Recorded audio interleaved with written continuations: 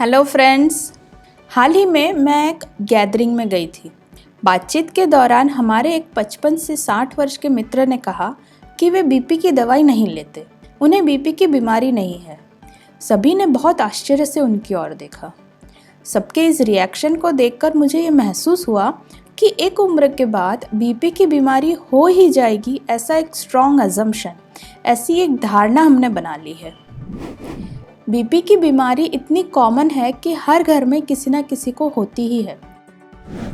इसीलिए हम एक सीरीज़ लेके आ रहे हैं जिसमें हम बीपी से रिलेटेड सारी जानकारी डिस्कस करेंगे। इसमें कई बातें आपको हैरान भी कर सकती है। सिस्टोलिक, डायस्टोलिक या ऊपर का और नीचे का बीपी क्या होता है? 120/80 को नॉर्मल क्यों कहते हैं? नमक खाने को क्यों मना करते हैं? उम्र के साथ बीपी क्यों बढ़ता है? ऐसे कई सवाल हम इस सीरीज़ में डिस्कस करेंगे। इस सीरीज़ में हम कंसेप्ट को बहुत ही सरल तरीके से और मेडिकल जार्गन से हटकर समझाने की कोशिश करेंगे। हमारा ये मानना है कि बीमारी को समझना उसके रोकथाम की तरफ पहला कदम है। तो आइए बीपी को करीब से समझने की कोशिश करते हैं। हमारे इस नए वीडियो में आपका स्वागत है। मैं हूं डॉक्टर डिम्पल दलाल और आज हम समझेंगे कि बीपी या ब्लड प्रेशर आखिर है क्या। ब्लड प्रेशर को समझने के लिए हमें ना सिर्फ बायोलॉजी पर फिजिक्स की मदद भी लेनी होगी। आपके घर में पानी की कोई मोटर तो होगी ही। इस मोटर का काम है डेस्टिनेशन तक पानी पहुंचाना। ये डेस्टिनेशन आपका बगीचा या टैंक या कुछ भी और हो सकता है। मोटर पाइप्स के थ्रू पानी डेस्टिनेशन तक पहुंचाता है। थोड़ा और बारीकी से समझे तो मोटर के दो सिरे होते हैं। एक से वो पानी को सक करता है और दूसरे से पानी को ज़ोर से फेंकता है। थोड़ा और डीपली एनालाइज करें तो पानी को यदि दूसरी या तीसरी मंजिल तक फेंकना हो तो मोटर को ज़्यादा ज़ोर लगाना पड़ता है। अब इस एनालॉजी को हम अपने बॉडी में देखते हैं। यहाँ मोटर की तरह है हमारा हार्ट, और जैसे मोटर पानी फेंकती है वैसे ही हमारा हार्ट ब्लड को पंप करता है। हार्ट का ऑब्जेक्टिव है शरीर के हर कोने तक ब्लड की सप्लाई पहुँचाना। जैसे मोटर के साथ पाइप्स जुड़ी होती है और पानी को उसकी डेस्टिनेशन तक ले जाती है, वैसे ही हमारे शरीर में आर्टरीज और वेन यानी नाड़ियों का एक नेटवर्क ब्लड की सप्लाई को उसके डेस्टिनेशन तक ले जाता है। इस बैकग्राउंड के साथ हम ब्लड प्रेशर को समझ सकते हैं। जब ब्लड नाड़ियों के थ्रू फ्लो होता है तो इन नाड़ियों पे एक दबाव या प्रेशर बनता है। इसी को ब्लड प्रेशर कहते हैं। अब आप समझ सकते हैं कि यदि ये प्रेशर बहुत बढ़ जाएगा तो नाड़ियाँ फट सकती है, जिसे हेमरेज कहते हैं। और अगर प्रेशर बहुत कम हो जाएगा तो ब्लड अपने डेस्टिनेशन तक नहीं पहुंच पाएगा। तो बहुत सरल शब्दों में हमने ब्लड प्रेशर को समझने की कोशिश की। अब सवाल ये है कि ब्लड प्रेशर को दो रीडिंग से क्यों दर्शाया जाता है। हम में से कुछ लोग इसे ऊपर का और नीचे का बीपी कहते हैं, और शायद आपने सिस्टोलिक और डायस्टोलिक नाम भी सुने होंगे। वापस लौटते हैं अपने मोटर पंप के एनालॉजी पे। हम जानते हैं कि मोटर के दो सिरे होते हैं। एक से पानी मोटर के अंदर आता है जिसे हम इनलेट कहते हैं, और दूसरे से पानी मोटर के बाहर जाता है जिसे हम आउटलेट कहते हैं। आउटलेट से निकलता पानी डेस्टिनेशन तक पहुंचता है। इसी तरह हमारे हार्ट में भी इनलेट और आउटलेट होते हैं। हमारा हार्ट एक्सपांड करके अपने अंदर ब्लड भरता है और फिर कॉन्ट्रैक्ट करके ब्लड को ज़ोर से बाहर फेंकता है, जिससे ब्लड अपनी डेस्टिनेशन तक पहुंचता है।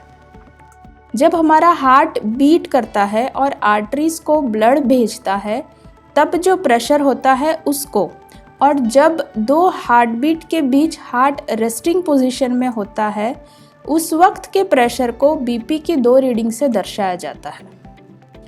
क्या आप गेस कर सकते हैं कि किस फ्लो का प्रेशर ज़्यादा होगा? हार्ट बीट करते समय का या हार्ट के रेस्टिंग पोजीशन के वक्त का? 5 सेकंड में उत्तर सोचिए।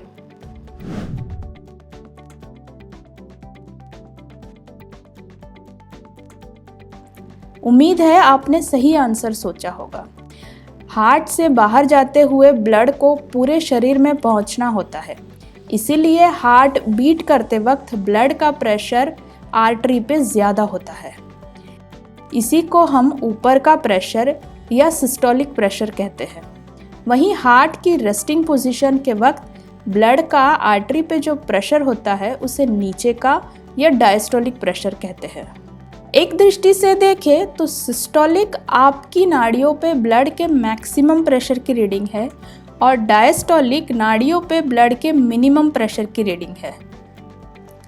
ब्लड प्रेशर की नॉर्मल रीडिंग 120/80 mm/Hg होती है।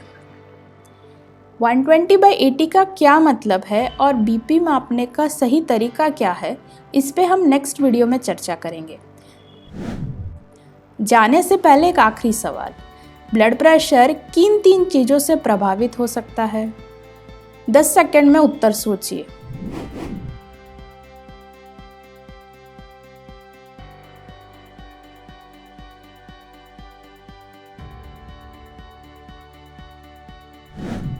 इसका आंसर जानने के लिए वापस चलते हैं अपने मोटर और पानी के एनालॉजी पे।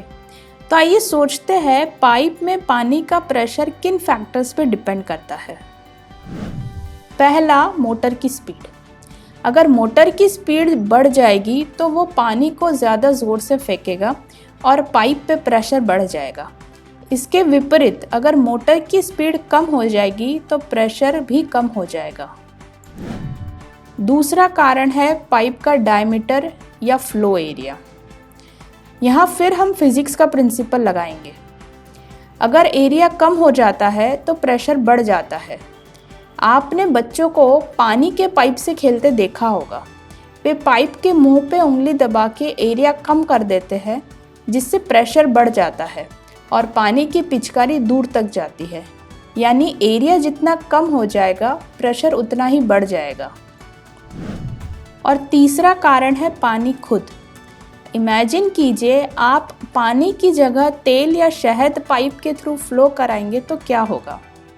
पाइप में बहने वाला पदार्थ जितना गाढ़ा होगा, डेस्टिनेशन तक उसे पहुंचाने के लिए प्रेशर भी उतना ज़्यादा चाहिए होगा। ठीक इसी तरह हमारा ब्लड प्रेशर भी 3 कारणों पर डिपेंड करता है। पहला, हार्ट्स पंपिंग एक्शन। दूसरा, size and stretchiness of blood vessels. और तीसरा, थिकनेस ऑफ ब्लड इटसेल्फ। यदि आपको हाई बीपी की शिकायत है तो मोस्ट लाइकली आपको इन 3 में से ही कोई कंडीशन है। इन कंडीशंस के होने के कई कॉजेस हो सकते हैं, जैसे कि हार्ट की कोई बीमारी, स्ट्रेस, नाड़ियों में ब्लॉकेज एट्सेट्रा। लेकिन मोस्ट लाइकली हाई बीपी होगा इन्हीं 3 कंडीशन से। एज अ नॉलेजेबल पेशेंट, अगर आप अपनी हाई बीपी कॉजिंग कंडीशन को आइडेंटिफाई कर लेते हैं तो यकीन मानिए कि बीपी के साथ आपकी लड़ाई में ये एक बहुत बड़ी जीत है। तो अब तक के इस वीडियो में हमने देखा कि ब्लड प्रेशर क्या होता है, नॉर्मल ब्लड प्रेशर कितना होता है और ब्लड का प्रेशर किन बातों पर डिपेंड करता है। हमारे अगले वीडियो में हम जानेंगे ब्लड प्रेशर को मेजर करने के सही तरीके के बारे में। शायद हमारी ये डिस्क्रिप्शन मेडिकल टर्म्स और फिनोमेना की एग्जैक्ट डेफिनेशन को रिप्रेजेंट ना करती हो, लेकिन हमारी ये कोशिश रही है कि हम आपको सरल शब्दों में ब्लड प्रेशर के बारे में जानकारी दें। यदि आपको ये वीडियो पसंद आया हो तो प्लीज़ इसे लाइक करना ना भूलें और इस वीडियो को उन सभी लोगों तक ज़रूर पहुंचाएं जिन्हें इससे फ़ायदा हो सकता है।